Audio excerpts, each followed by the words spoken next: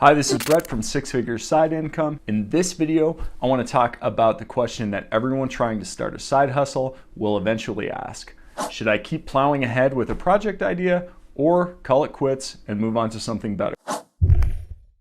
Based on my own experience, there is a fine line between quitting too soon and wasting weeks, months, and unfortunately even years on an idea that's destined to fail. I assure you, continuing to push forward relentlessly on a bad idea for years is not a good idea, no matter what they tell you on social media. Deciding whether or not to keep grinding or give up still isn't easy for me all the time.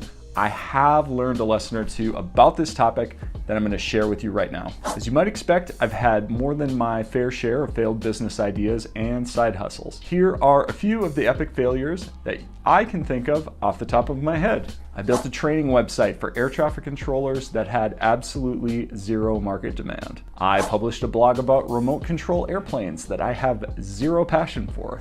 I started an SEO training course that I wasn't good at selling. I started a rock and roll band. This is probably my best idea ever. Finally, I launched an adult cloth diaper e-commerce website. That's right, I saved possibly the worst idea for last. As you may have already guessed, none of these side hustles or business ideas ever worked out for me. In the case of the adult cloth diaper website, I probably spent 6 to 9 months before giving up on that one. In the example of my rock band, I invested more like 4 or 5 years of my life. Ouch. I say all this to express that knowing when to call it quits still isn't easy for me, but I do have some advice for you. It all comes down to setting clear goals that you can get measurable feedback about a business idea as soon as possible. The less time it takes for you to get this feedback, the better. If you can hit your benchmark goals, then you know that you are able to move ahead with it and the idea has potential. If it doesn't pass the sniff test that you've marked out for yourself, you'll know whether to decide if you should take a different approach to make the business work or just quit on it altogether and try something else. Here's what I mean. Before I move ahead with any project, I make a clear goal that I will either succeed or fail at. One specific time I've done this before is when I was launching a training program on how to start a microbrewery. Now, a few years ago, starting a craft brewery was all the rage, and I thought holding an online class about this subject could be a profitable online course idea. So first, I got clear on my goals for moving ahead with the project. Here's my first goal. Getting an email list of at least 500 people that said they were interested in taking my course. If I couldn't get more than 500 people to express interest in taking a course using Facebook ads, I didn't want to move ahead with the course idea at all. Before I run a course, I always want to make sure that there's a lot of people that actually want to possibly take the course. I've made the mistake of spending months of time building out a course that not many people wanted. Frankly, I learned from that mistake. Now, I'm happy to say that I ran the Facebook ads and I was able to generate a list of about 800 people to join my email list, saying that they would be interested in the course for about 2 weeks. I hit my first goal and that was great, so I moved on to my second goal.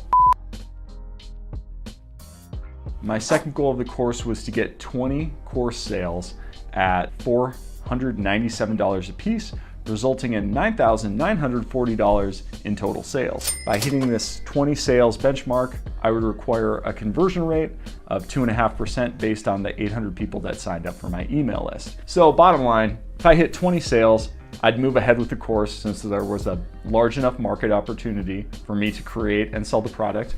And if not, frankly, I was just gonna stop the process and then give up on the idea. Because if I could get a list of 800 people to sign up to an email list, not enough people to buy, there's just not enough demand there. And this is the thing that you need to keep in mind when you're establishing your goals too.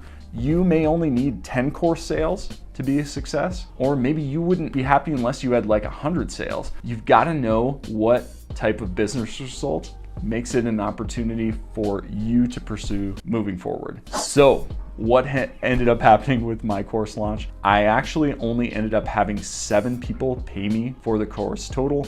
Since there wasn't enough interest in the class, I refunded everyone that joined their money and decided not to move ahead. For me, Personally, 7-course sales just wasn't enough to excite me about the business opportunity, so I ended it there, saving myself months and potentially years in the process too. Now in the past, when I didn't establish any of these goals ahead of time, I would end up with results just like this that would be hard for me to make a decision whether or not I wanted to move forward with it. Was 7 sales worth it to keep going or not? I would really start to struggle after that. And I think you'll find this too. You'll find things that you try to test, they're not gonna be complete flops, but then they're not gonna be home runs either. And that's why you need to establish your goals before you start the process.